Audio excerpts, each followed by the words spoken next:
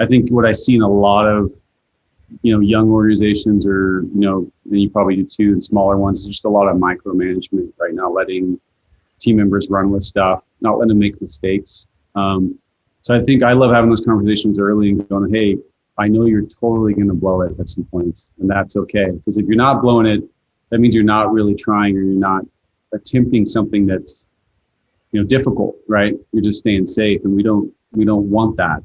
Here's the thing. The fastest growing companies in the world, they're small businesses, often with less than 100 employees. So how are gritty entrepreneurs, CEOs, and founders like us going up against massive markets, scaling teams, building systems, and skyrocketing to success before crashing and burning? This podcast will give you those answers. My name is Chris Ronzio. Welcome to the fastest growing companies. Welcome back, everyone. I'm Chris Ronzio, founder of Trainual, and I'm here today with David Darmstandler. He is the CEO and co-founder of Datapath. Hey, David. How you doing? Awesome. Thanks so much for being here. Thanks for having me. All right. So tell us real quick, what is Datapath all about? What do you guys do? Yeah, sure. Datapath is a managed service provider. So we manage, networks, servers, cloud for organizations. And we're also what's called a managed security service provider. So we manage cybersecurity for companies. So we keep the bad guys out. Got it. And is there a specific type of customer, size customer, industry you work with, or is it anyone that has computers? No, over the years, as we've kind of grown, we've realized who we work best with. So we, about half our business is comprised of fast growing companies. So organizations that have technology needs and really live or die by technology. So those industries kind of pretty much represent distribution, manufacturing, that kind of stuff. On the other side, the other half of our business is K-12. So we do a lot of public school districts, and it's pretty much split down the middle. And so that's it's nice to have that mix of customers, because you get to see some different styles of leaderships, and kind of how those organizations work, and at different scales for sure. Got it. I'd love to get into that split of the different type of customers as we talk. But first, why this business? When did you start it, and what was the reason for starting it? Yeah, sure. Well, really, the other co-founder, James, we've been good friends since third grade. So we actually, kind of came together to kind of start working on a business plan when we were in our, early 20s. And he had already kind of started doing some IT consulting, had a few customers. And I had started another company up in Sacramento, and I left that to come, work with him and start Datapath together. And it's kind of all history from there. So. Well, you're writing history. I mean, you're growing crazy fast. And from the last few years when you had 29 people to today, you said about 57, you've also added a lot of people to the team over the last few years. So what do you think has been, the secret sauce behind your explosive growth? Is it a certain connection, a certain service, a certain referral? Like what made you tick up and to the right? Yeah. So, from philosophically, I would say it's just that our team is focused on just being better every day. So, I think that's been a huge part of it, and really just having, building out a leadership team. And I don't mean just like a set of people. We're constantly working to develop each of our team members in areas that, they would like to learn or feel like they're weak. So I think, just putting into place processes and how we're going to mentor and career path people to get them kind of where they're most passionate has been a huge part of it. Then obviously zooming out, it's the same side to talk to customers and go, okay, what's working that we're doing and what totally sucks. And so as long as we're constantly remain humble and don't think we know everything, and we're willing to listen to both our team members and our customers, I think that's been a huge part of it for sure. It sounds so simple, but the listening is something that so many businesses just don't do. Like they don't ask, they don't provide the avenue for people to give that feedback, customers or employees. So what is your take on the cadence of that feedback? How do you make sure that you're having the career path discussions, or you're asking your customers for feedback? Do you have anything operationalized for that? Yeah, absolutely. I mean, we're big on net promoter score. So we use some applications that every interaction with the customer, we're looking for the most simplistic way just to get some feedback. So I think at this point, it's like some dancing thumbs up and thumbs down, and an email that they got to click. Gives them some opportunity for additional surveys and that kind of stuff. And then, just a regular cadence in person with those customers. Well, now obviously mainly Zoom, depending on the customer and our team member, but just usually at least once a quarter that we're sitting down and doing a real thorough, like, okay, where are we good? Where are we weak? What's working for you? What's going on with you guys? Are we aligning? And then with our team members, it's at least twice a year on the career pathing side. And in fact, right now we're in the middle of just gutting that whole thing and starting over again, because, we realize like like anything, you get into it and it's like, man, we made this way harder than it needed to be, particularly on managers, right? It was just like super time consuming, and it kind of takes the love out of it, right? They're focused more on the activities than they are like the core, the meat of why we're even doing it. And that's I think that's every organization, right? You get like halfway down the trail and you're like, man, we totally forgot why we're even here and why we're doing these things and why it even matters. But those things do matter, right? And then on the other side too, we try to do a lot of I don't know what you guys are doing, but we're just trying to do a lot more company Zooms and like all company stuff that we're finding a way to connect and just keep things real, even though we're physically separated because we don't have a whole lot of people in our offices. We unfortunately, middle of COVID, we just finished our brand new big old headquarters. There's like 3 people in it, right? It's 14,000 square feet. It's like such a bummer. It's such a beautiful space, but we're the same. It doesn't even matter, what matters is that, people are safe. And, we've got in California, we've got the issue with, kids are not at school, so they're at home. So, we can't necessarily ask all of our team members to come back to the office because right. They watch their kids. So, but simple things like we've even done recently, we just did core value stickers, right? So took all of our core values. We're huge on those. And this gives them physically something to pass out. And then also there's digital versions that we can just plop on all kinds of stuff. They're on emails, and it's just to remember, right? Like why we're doing what we're doing and the way you're supposed to live and work if you are a Datapath, right? So.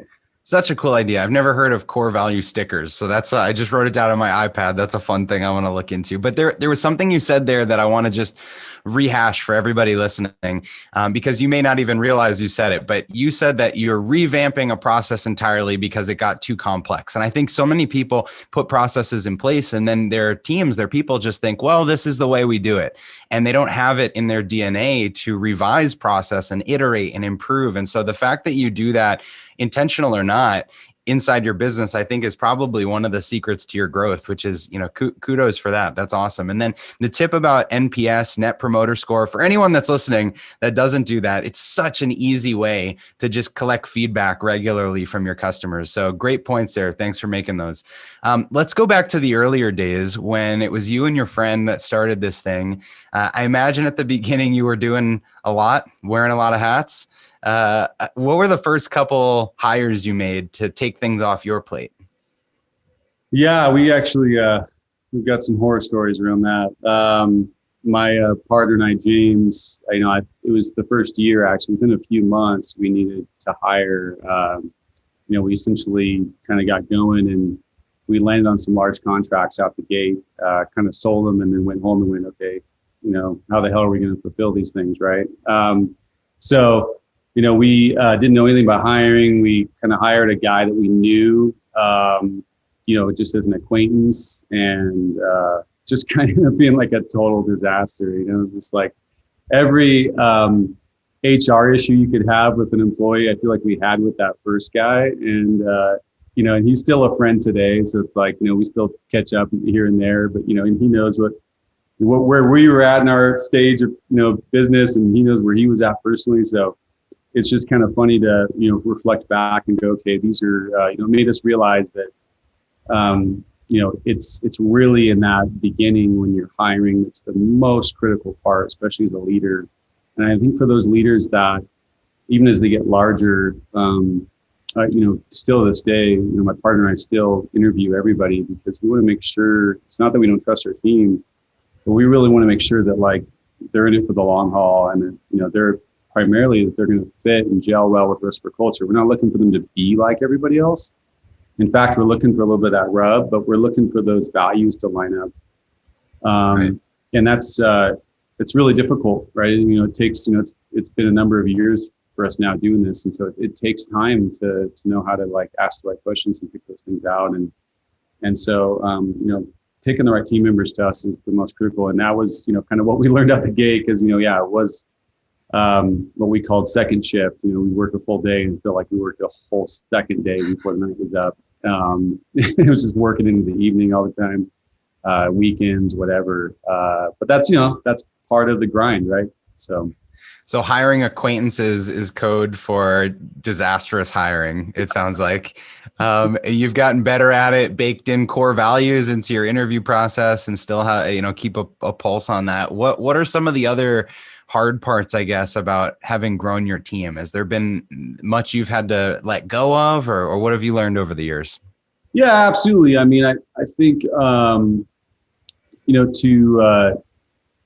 to just realize, where you're weakest, I think is a huge part of it, and being honest about it. I think what I see in a lot of, young organizations, or, and you probably do too, and smaller ones, is just a lot of micromanagement right now, letting team members run with stuff, not letting them make mistakes.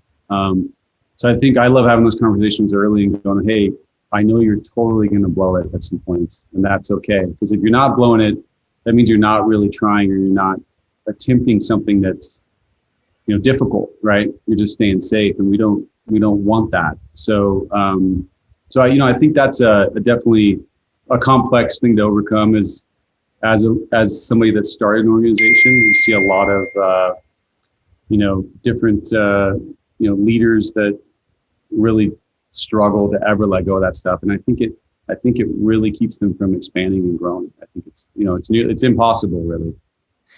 If you're not blowing it, you're not pushing hard enough. Or you said there's some quote there I can't wait to pull out, because that's setting the expectation that it's okay to mess up. I think it's such an important part of letting go and delegation and training. So great point there. Was there ever a point in the last few years in this growth journey that you thought, man, I don't know if this business is going to make it? Like, some things are not going well, or has it been smooth sailing? Oh, no, there's never like a year where it's just, I mean, and it's hard because you don't know what you're comparing yourself to, right? I think we're really hard on ourselves. But, there's definitely, I think COVID for sure, right? That first, right when COVID hit, there was just so much uncertainty on all levels, right? Business, all of a sudden, customers were a little, for a short period there, we're, a little bit more cautious with how they were spending. There was all these elements with team members that you're dealing with, and emotions around, illness, and, economically, are they going to be okay? And I mean, all these things that, you had to kind of juggle as a leader. So, I mean, that was really kind of, terrifying in many ways, right? And as a leadership team, we just went, hey, how do we, this is kind of our time, right? So you're probably too young for the Goonies thing, but this is our time, right? Like, this is our time to kind of really show ourselves as leaders, and we're navigating something that really hasn't been navigated, or at least it's been over a century. So how do we take care of our team members? How do we take care of our customers? How do we make sure our team members stay safe and our family stays safe? So there was a lot to, that was probably, maybe the same for you. It's probably the most difficult period in leadership I've ever experienced. And I'm, excited to say that I feel like we navigated it pretty well, and we did the, best we could with the information we had. And I felt like information was constantly changing. So it was like, yeah. But, in the end, what was weird about it was, we had, business change for, maybe 6 weeks there. And then all of a sudden it was like accelerated growth, at least in our business. Right. So, but it was hard because, I've got a lot of buddies, you probably do too, that own restaurants and stuff like that. And that was really difficult to watch. We felt the pain for our local communities. So we, even though there was uncertainty, we went and bought, thousands of dollars in gift certificates, in local restaurants for our team members and passed them out and said, hey, go take go get dinner for your family to go on Friday or Saturday or whatever. Anything we could do that obviously lined up with our values, but also said, hey, we're going to support our local communities where we're at, and we're going to help these guys out. So. That's great to hear you did that. I know earlier on you mentioned doing more Zoom calls and trying to connect and build culture. I know for us, that's been really important over the last year. So is there anything you've done to help keep people together when they're more remote than usual? Yeah. So, I mean, like in the beginning, probably like all firms, we did like drinking hours and stuff like that, right? Like grab a beer. And I think that that lasted for a little bit. I think like anybody, I think our team members were like Googling, hey, what can we do, to stay connected via Zoom, right? Which was really difficult. The other things we did was a lot of like, we tried to, take funds that we would have used for like our normal company get-togethers, and instead we made them for the families. So we did like dinner and, dinner and movie nights. So we gave them a movie gift certificate and paid for dinner and, sent home some like, and that kind of stuff. Nice. On a tactical level, I know I keep a spreadsheet, a number of other leaders internally. We have our, regular morning check-ins as teams every morning.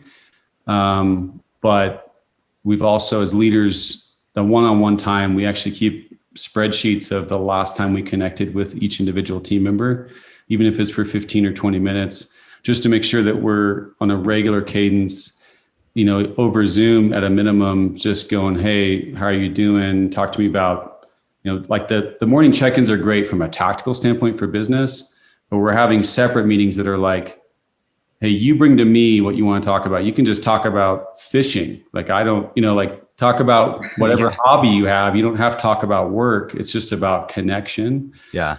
That's kind of changed, I think, the vibe for everybody. It's funny because sometimes even in those group meetings where we're doing those, like we're doing kind of a multi-person, like just, hey, let's just hang out and let's just talk about life. Somebody will start diving into work and everybody will be like, no, like, no, like shut it down. Take 20 minutes and just talk about life and talk about where you're at, how you're doing, how you're feeling about things. Or just like I said, just like random hobbies. I mean, it's just funny. Or just like stories that the other one that's kind of fun is like, tell us something nobody would know about you. And it's just like pretty crazy. I mean, we had one guy that had worked in the circus as a kid. I mean, dude, it was just like these like incredible stories that like you could never, there's no way you would know that stuff, right? Unless you had taken the time to actually ask and check in. So that's cool that you call each other out too, because it's so easy to get back on the work topics. Like even my brother is our CMO. I'll call him sometimes on the weekend and we'll be trying to talk about like, he went sledding with his wife or something like that. And somehow it ends up turning into like a Facebook cost of acquisition conversation. It's like, how did we get here? So it's good to have a referee for that. Great, man. All right. So I want to circle back. Earlier, we talked about you kind of split your client base into these high growth companies and these K-12 education companies. Has that focus really propelled your growth, or what would you say has been part of what's helped you scale on the customer side? Yeah, I definitely think it has, for sure. As we've adulted as an organization, as we like to say internally, in the beginning, we were kind of like a funnel where we're like, we'll just take anything.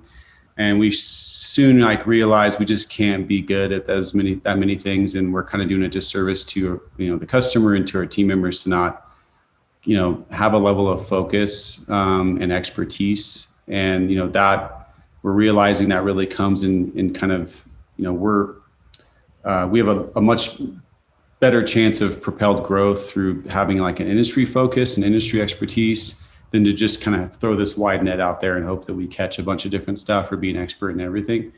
And that is probably one of the harder things. I mean, I think it was probably 6 or 7 years ago, we had about 440 customers.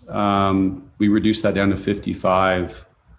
Wow. And it's really painful, but the Chinese fire drills kind of went away, right? Like just this like craziness, like, I don't know if you played that as a kid, but you get in the car and it's like everybody switches, seats or whatever.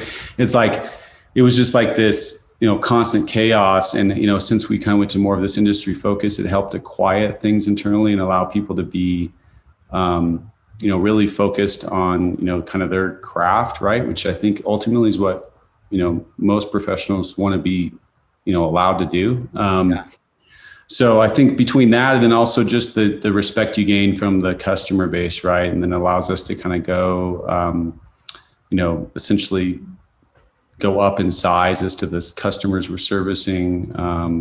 And so it's really, that level of focus has changed a lot. And we've done some, focus-based exercises internally where we've hired, some consultants and stuff like that to help us kind of really just zero in our focus on, on markets in particular. So some of that obviously got derailed. Some of those real big plans got derailed with COVID last year, but, we still, continue to stay on that track. I think it really has helped though with scaling for sure. The specialization is such a key point here. Like the repeatability of what you're doing creates more profitability and it creates more referability. And so it sounds like you've really doubled down on that. So looking ahead then, where to from here? What's next for Datapath? Yeah, so we finished a couple smaller acquisitions, one in 2018 and one in last year, actually in the middle of COVID pretty much. So in July, we acquired a small provider like us down in Orange County, and we're gonna, really our plan is to do at least one a year. So if not two, depending on kind of the bandwidth we have and if we can find the right organizations to join us. So that's been a huge part of kind of our growth strategies to kind of grow, both geographically and in talent as we find these additional targets. So that's a huge part of kind of where we're going at the moment. So. That's great. Well, for everyone listening, I mean, you heard from David, his path over the years, growing their team size pretty dramatically, specializing in on a couple of industries, putting some intense focus on their core values down to buying core value stickers, collecting feedback from their customers, from their employees, specializing. All of these things have been recipes for their growth over the years. David, if people want to connect with you after the fact, where can they find you? Sure. Really, obviously, the best place is LinkedIn. So there's not many Darmstandlers out there, so you'll find me pretty easily. And obviously on I love Instagram, so just at Darmstandler. So awesome. Well, connect with David Darmstandler on LinkedIn, on Instagram. Hopefully, you can borrow a page from his playbook as you're writing your own. Thanks everyone for listening. We'll see you next time. Hey, thanks for listening to the Fastest Growing Companies podcast. If you like this episode, be sure to subscribe and leave a review. If you found the information helpful, share it with your friends and family that can benefit from it. You can also find Trainual's company account at Trainual, just like a training manual. We'll see you next time.